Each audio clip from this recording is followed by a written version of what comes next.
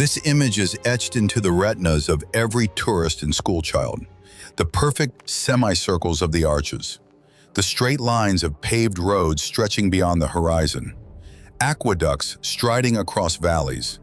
We are sold a picture of ancient triumph, a symbol of ideal order frozen in time. It seems as though Rome was built in an atmosphere of lofty philosophical calm, where wise engineers in white togas sketched eternity on parchment. But stone can lie. If you descend into the excavations, place your hand on the basalt blocks, you can feel not the breath of eternity, but a brutal, mechanical friction. Behind this flawless ancient facade lies a story not of inspiration, but of a paranoid need for speed. A story of scorched forests, bones ground to dust, collapsed arches, and panicked engineering compromises. This empire was drowning in logistical collapses. Its bridges were washed away by floods, riots broke out in its quarries, and in the capital, high-rise islands crumbled, burying thousands of people under the rubble. What we see today is not art. It is the remains of a ruthless military algorithm.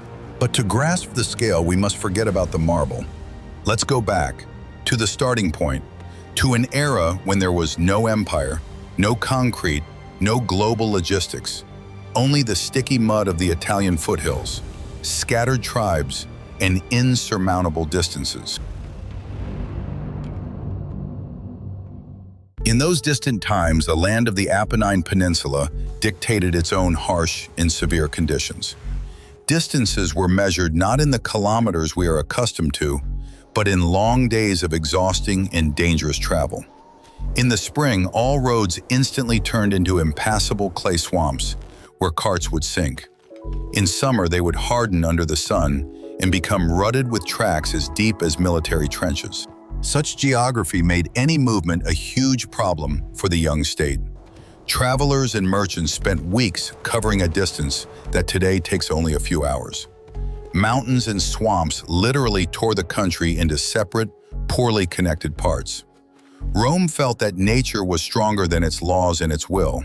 The early republic lived in a constant state of anxiety and fear of its numerous neighbors.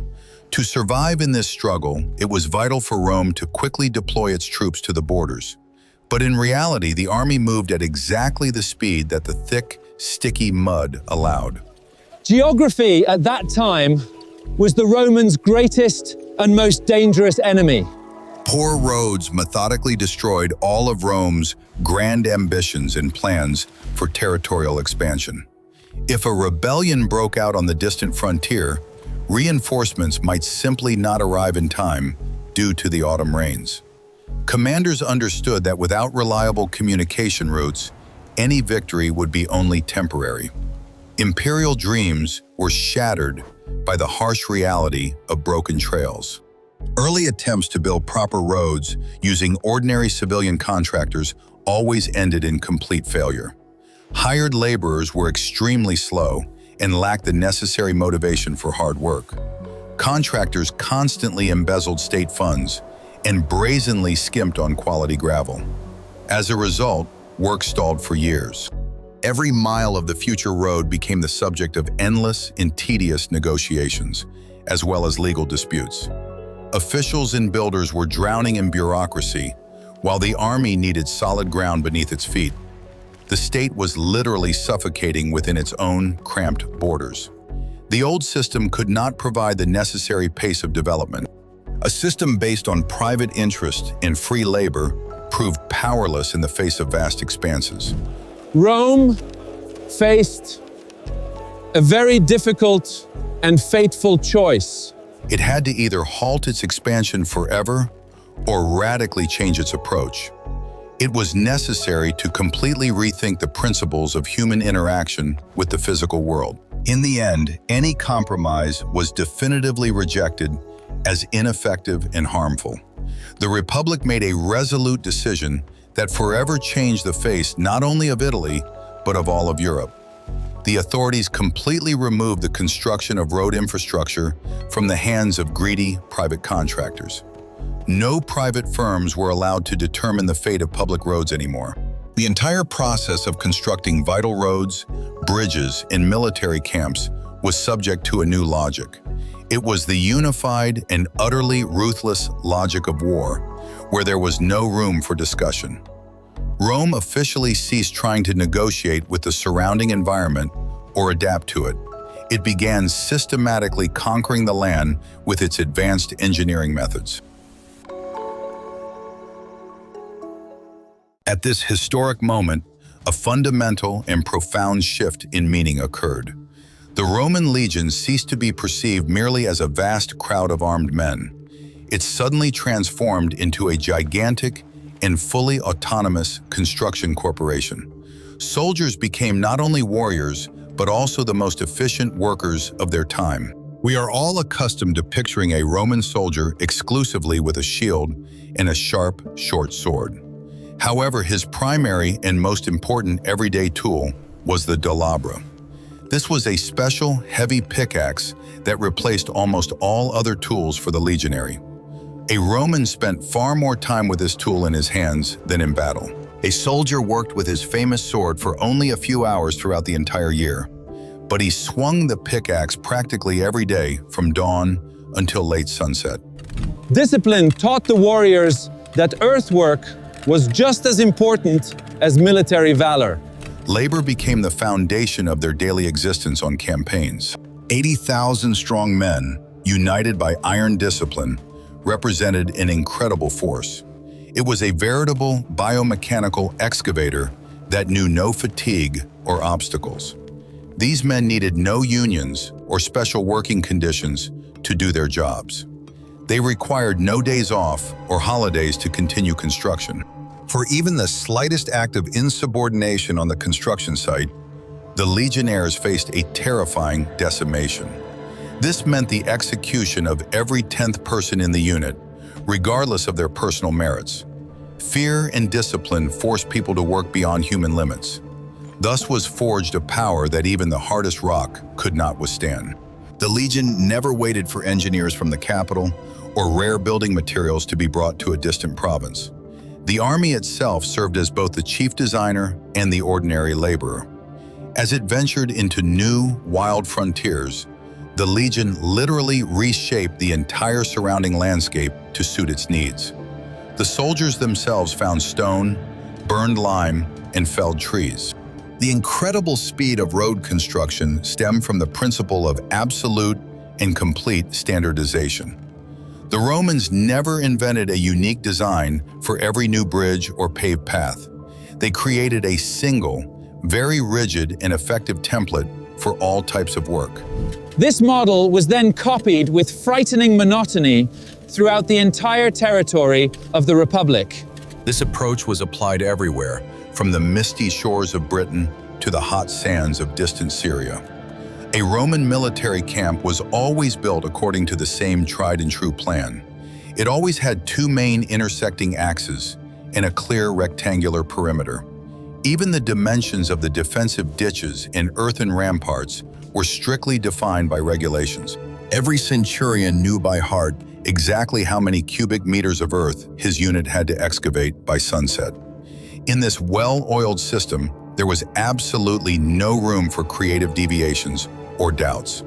No one held public hearings or asked local residents for their opinion on a new road. The public interest took precedence over any private land rights. At that time, there were no environmental impact assessments or lengthy negotiations with landowners. If a steep hill stood in the way of a perfectly straight Roman road, that hill was simply leveled. If an ancient village stood in the legion's path, that village was ruthlessly wiped off the face of the earth. Nature and people had to submit unquestioningly to the Roman standard. This was the pure, unclouded kinetic energy of power in its highest manifestation. It never encountered serious administrative or legal resistance in its path. The tremendous speed of territorial expansion was achieved by completely disregarding all other interests. Rome recognized only one important goal: the interests of its mighty state. But even the most brilliant army of engineers is utterly powerless without a vast supply of materials. When Rome's bold ambitions finally crossed the narrow borders of Italy, the old supply chains simply snapped. They were not designed for such monstrous distances and volumes of cargo. The growing body of the vast empire constantly demanded a colossal amount of calories for sustenance. Every day it needed thousands of tons of sturdy stone and high-quality wood for new constructions. The state faced a logistical crisis of unprecedented scale. Wooded forests were being cut down with axes at such a terrifying rate that entire regions permanently altered their usual climate. Green forests vanished, giving way to barren wastelands and dusty roads. Majestic mountains quickly turned into open wounds of gigantic quarries, where thousands of people toiled. But transporting the heavy stone by land on creaking wooden carts remained critically slow. The constant friction of the axles and wheels against the stones of the road mercilessly ate away at precious time. Roman engineers desperately sought a way to speed up the delivery of these vital cargoes. Then Rome ruthlessly and calculatingly built a completely new supply system. In this seamless machine, living human beings became the main fuel. These were slaves captured during numerous and bloody military campaigns. Hundreds of thousands of nameless and utterly powerless bodies were herded daily into the hardest labor. They were mercilessly ground down in the gigantic millstones of the expanding imperial infrastructure. Human life had lost all value in the face of state interests. These unfortunate captives were never counted as living people in official estimates. Roman contractors treated them solely as cheap, expendable material. They were a kind of biological battery with an extremely short lifespan. The speed of construction of majestic aqueducts or deep-water harbors was measured in lives. It depended directly on how quickly a fresh batch of slaves would replace the previous one. The new shift took over exactly at the moment when the first fell dead from complete exhaustion. The empire's brutal logistics had been refined to a primitive, yet absolutely foolproof perfection. Every element of this chain was standardized under strict, uniform rules for ease of accounting. Identical, standardized amphorae filled with wine and grain traveled along the roads. They were carried by equally standardized carts, built according to a single blueprint. All supply routes were scheduled by officials down to the day and hour. Any disruptions in deliveries or delays of cargo en route were severely punished by the death of those responsible. To an outside observer, this entire well-oiled system looked like a true triumph of order. The new wide roads were carefully paved with heavy, polygonal basalt slabs. These stone blocks were fitted together incredibly tightly and precisely. At times, it was impossible to slip even the blade of a thin dagger into the joints between them. Such monumental structures seemed to contemporaries to be absolutely eternal and indestructible. Their very appearance demonstrated the unbreakable power of the great Rome. But this beautiful illusion of strength concealed the colossal internal strain of the entire state. The established logistical system was critically dependent on a continuous and massive influx of cheap labor. To obtain new slaves, constant and aggressive expansion of the empire's borders was required. War fueled the grand construction projects, and those projects made it possible to wage new, victorious wars. Any pause in this endless race of conquests would have meant an inevitable logistical collapse.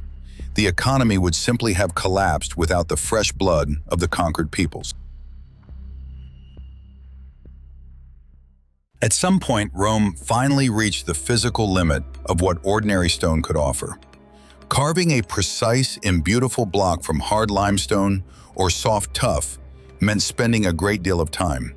Finding a skilled and qualified stonemason meant spending large sums of public money. To build truly quickly and construct buildings in large-scale series, the old approaches were no longer sufficient. The empire vitally needed a completely different, more malleable, and cheaper building material. Engineers began actively experimenting with various natural mixtures, and Rome soon found this miraculous solution right under its feet, in the rich soil of the Bay of Naples. This lifesaver turned out to be pozzolana, a special volcanic ash with unique properties. Local builders figured out how to mix it with ordinary gravel, slaked lime, and salt water. As a result, the Romans obtained a substance that forever changed the familiar rules of gravity and architecture. The famous Roman concrete was born, bringing glory to the empire for centuries. This amazing material allowed architects to bring their boldest visions to life. The emergence of this mixture was a true technological breakthrough for the ancient world. Concrete did not require the same precision that was necessary when working with marble. It no longer needed to be painstakingly chiseled for long periods with heavy iron tools. This practical material simply needed to be poured into pre-prepared wooden forms. After hardening, it turned into a monolithic block, no less strong than natural rock. The process of erecting walls transformed from a complex art into a straightforward production line. Suddenly, the rules of the game in the construction market shifted entirely in favor of the state. Expensive, elite craftsmen were no longer needed to build colossal sheer walls and high arches. Now it was enough for engineers to assemble sturdy, wooden formwork of the required shape. And then thousands upon thousands of ordinary, completely unskilled laborers took over. They simply carried heavy wicker baskets filled with gray liquid mass on their backs endlessly. All that was required of the workers was brute physical strength and endurance. The use of concrete instantly increased the overall pace of urban construction tenfold. The eternal city began to grow rapidly, not only outward, capturing new hills, but also high into the sky. Giant concrete domes appeared above the streets, astonishing the imagination of visiting provincials. They easily spanned vast interior spaces without a single supporting column or pillar. Thus emerged the majestic Pantheon, the luxurious imperial baths, and the enormous judicial basilicas. Architecture attained a previously unseen scale and stunning monumentality. To many at the time, it seemed that the mighty empire had finally and definitively conquered nature itself. Roman builders learned to create enormous artificial monoliths exactly where they needed them. This remarkable volcanic mixture set perfectly and gained strength even beneath the weight of seawater. Thanks to this, the empire was able to erect gigantic breakwaters for new, completely invulnerable ports. Ships could now safely moor where deadly storms had once raged. Man had confidently subjugated both the solid land and the capricious sea. But every such ingenious solution inevitably comes at its own new price. Concrete did indeed give Rome an unprecedented speed of construction and enormous interior space. However, along with this, it brought with it the colossal and often destructive dead weight of the structures. The load on the underground foundations increased many times over compared to lightweight brick structures. The new buildings became very heavy, with massive, solid walls devoid of large windows. They began to press down on the weak Italian soil with an absolutely incredible, terrifying force. The famous Flavian amphitheater became the symbol of this new, heavy architecture of grandiose ambitions. Today, the whole world knows this monumental structure by the short name Colosseum. It was meant to be an absolute political triumph and a generous gift to the people from the new ruling dynasty. It was vitally important for the rulers to build it incredibly quickly. They wanted to erase the brutal era of their predecessors from the Romans' memory forever. The new regime sought to prove its boundless generosity and concern for ordinary citizens. But the site originally chosen by engineers for this grandest of construction projects turned out to be a veritable geological trap. It had once been the bottom of a vast artificial lake, dug by order of the mad Nero for his luxurious palace. The soil consisted of very loose, viscous clay, heavily saturated with stagnant water. From the standpoint of simple common sense, building a heavy stone mountain on such a swamp was pure madness. Any ordinary architect would have immediately rejected such a suicidal endeavor. However, the strict imperial order left no room for prolonged doubts or disputes. The Flavians' chief engineers were well aware of all the enormous risks involved in this unprecedented project. They ordered the old lake to be completely drained and a complex system of drainage channels to be laid. Then the builders poured a colossal concrete ring into the cleared ground to serve as the future foundation of the building. It extended underground to an incredible depth of 12 meters. It was a desperate attempt to create the stiffest and most indestructible platform possible for the gigantic arena. The Romans sincerely believed that a thick layer of concrete could outwit nature itself. On this solid foundation, large-scale construction work immediately began at a pace never seen before. Huge blocks of light-colored travertine, millions of fired bricks, and thousands of tons of durable concrete were put to use.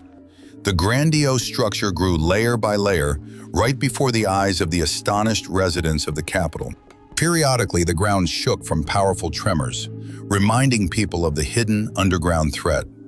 And every time such tremors struck, the loose and heavily water-saturated soil beneath the southern part of the amphitheater drastically changed its properties. The balance between the colossal mass of stone and the wet earth proved too fragile. During the underground tremors, a dangerous physical effect of sudden soil liquefaction occurred. The ground beneath millions of tons of heavy travertine temporarily ceased to be a reliable and solid support. It quickly turned into an unstable, viscous suspension, ready to swallow the enormous building. The rigid concrete foundation simply could not compensate for such radical changes in soil density. It was a mathematically inevitable outcome, predetermined by haste, even at the stage of laying the first stone.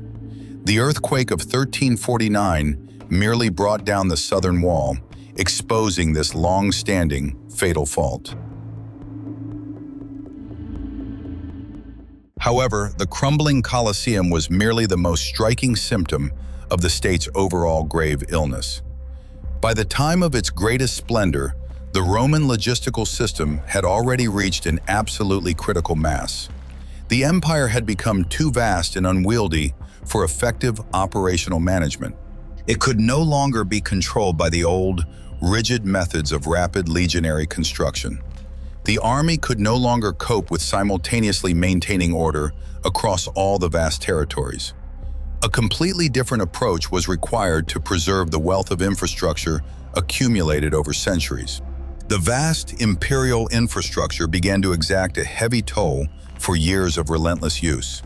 Thousands of miles of stone-paved roads were gradually falling into disrepair and required urgent major repairs. The famous concrete aqueducts were constantly becoming coated on the inside with thick, multi-ton layers of solid calcium deposits. Because of this buildup, the pressure of clean water, vital to large cities, was greatly reduced. These vital stone arteries required regular and extremely labor-intensive manual cleaning with crowbars. Maintaining even a minimal level of order required an entire army of specially trained workers. The mighty machine, originally created for rapid military expansion, began to suffer serious systemic failures. It was forced to expend the lion's share of its energy solely on mundane self-maintenance. The original beauty and ingenious simplicity of early Roman engineering solutions vanished without a trace. The clear and straightforward military algorithm was replaced by an extremely sluggish civil bureaucracy. Government officials began churning out endless instructions and rules for every minor matter. Any decision now required numerous signatures and long months of agonizing waiting. Extremely complex, multi-page, and convoluted construction contracts appeared everywhere. Brazen corruption flourished in the distribution of lucrative government contracts among local elites. Moreover, there was a severe shortage of skilled and cheap slaves in the markets. This happened precisely when Rome's large-scale and victorious wars of conquest gradually came to an end. The influx of free labor dried up, and the treasury was unwilling to pay free citizens a decent wage. As a result, the overall pace of construction of new major projects began to plummet. The Roman construction machine slowed down not because architects suddenly forgot the great secret of concrete. It simply began to suffocate under the colossal weight of its own cumbersome administrative apparatus. The entire management system became hopelessly bogged down by endless inspections and lengthy legal approvals. This new and rather ugly form of survival gave rise to a completely new fragility in the entire ancient infrastructure. Buildings of the late imperial era began to be constructed en masse from so-called spolia. These were various decorative elements in stone blocks from older, abandoned ancient structures, but simply dismantled ancient, majestic temples to construct new fortress walls from their ruins. This was no longer the proud triumph of cutting-edge engineering, but a true, desperate cannibalism of classical architecture. The great Roman building machine came to a permanent halt, having ultimately devoured itself entirely. A fact of our time sounds like a reproach. The Romans built roads faster than we build bridges today. This is a pure, documented truth confirmed by all historians. A modern, large-scale highway project, from the initial idea to the ceremonial ribbon cutting, can take decades. The Romans, however, carved a reliable path through the rugged Alps in just a few construction seasons. This difference in pace often evokes sincere admiration among our contemporaries. We sometimes feel that ancient builders possess some lost magical secrets. But this astonishing speed was by no means a sign of their unconditional technological superiority. It was a direct result of the complete absence of social and legal safeguards. The ancient world operated by entirely different laws, where the end always justified absolutely any means. The state apparatus simply knew no mercy and tolerated no delays in carrying out orders. Phenomenal speed was achieved not through flashes of genius, but through boundless power over people and nature. When we build a typical urban bridge today, we spend years not on pouring the concrete itself. We spend those precious months on completely invisible, but critically important analytical work. Modern engineers conduct very thorough geological surveys at every meter of a future large-scale construction site. These studies are necessary to ensure that heavy supports do not sink into the liquefied soil at the very first load or the slightest earthquake. We remember all too well exactly how this happened to the southern wall of the massive Colosseum. Today, we also spend a tremendous amount of time on detailed environmental assessments. Engineers are required to account for animal migration routes and preserve the pristine purity of underground rivers. We spend years ensuring the legal protection of private property for ordinary farmers whose land is crossed by a new highway. If a road runs through someone's field, the state is obligated to negotiate and pay fair compensation. Individual rights have become a very significant and insurmountable obstacle to thoughtless construction. Enormous attention is now being paid to designing reliable safety systems at all sites. Experts are developing highly complex protocols that are guaranteed to save the lives of ordinary workers in the event of an unforeseen accident. For every accident on a modern construction site, the contractor bears strict criminal liability under the law. The life of an ordinary construction worker is valued incredibly highly in our world. All these necessary humanitarian standards inevitably and significantly slow down the entire production process. The Romans did not need to buy private land from local peasants to lay their perfectly straight roads. A legion armed to the teeth simply marched through the necessary territory, taking everything they needed by brute force. No one dared to defy the emperor's will or challenge the decisions of his stern commanders. The land was considered the unconditional property of the state by the indisputable right of the powerful conqueror. Any discontent among the local population was suppressed by the army incredibly quickly and with the utmost brutality. The Romans had absolutely no need for modern workplace safety measures.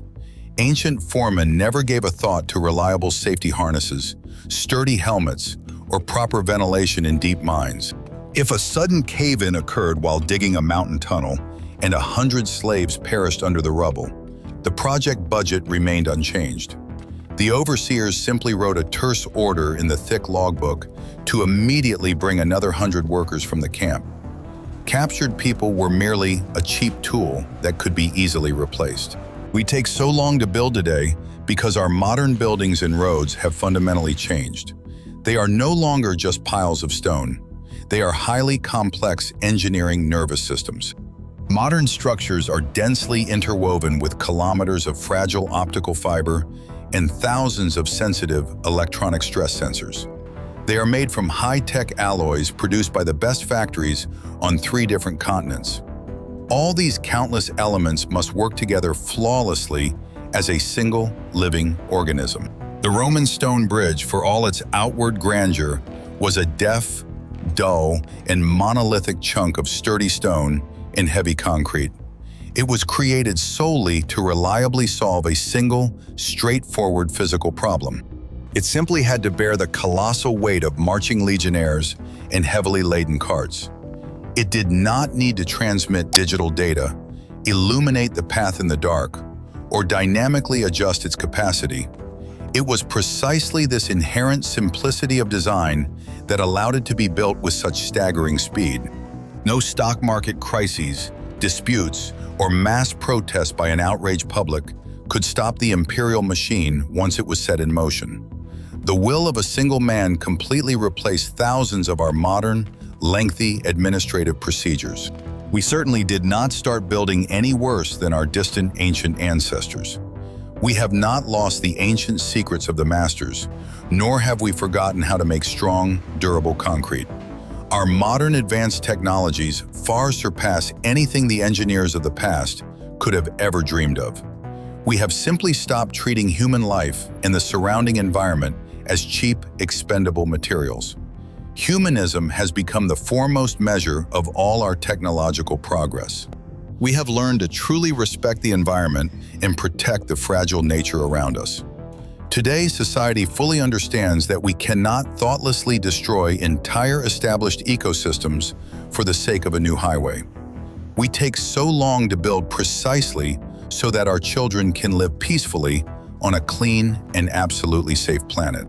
This sincere concern for the future constantly demands time, which an empire hungry for conquest never had. Our modern approach has become much more conscious and deeply responsible. We haven't become any less intelligent, we've become far more complex. And any complexity that arises, by its very nature, always requires significant time for proper implementation. The speed we so envy when looking at ancient ruins was not a miracle of engineering. It was the product of absolute, unrestrained brutality. Look again at these postcards, at the straight lines of cobblestones cutting through Italian landscapes, at the proud skeletons of aqueducts standing against the backdrop of a sunset sky. They have survived not because they embodied a philosophical idea of eternity. They have survived as scars on the body of Europe, as traces of a colossal machine that ground down mountains and people with equal indifference. This infrastructure changed the world, but the price of that change was astronomical. Rome showed us the physical limit of speed achievable in the material world, and this limit is reached only through a complete rejection of complexity and empathy.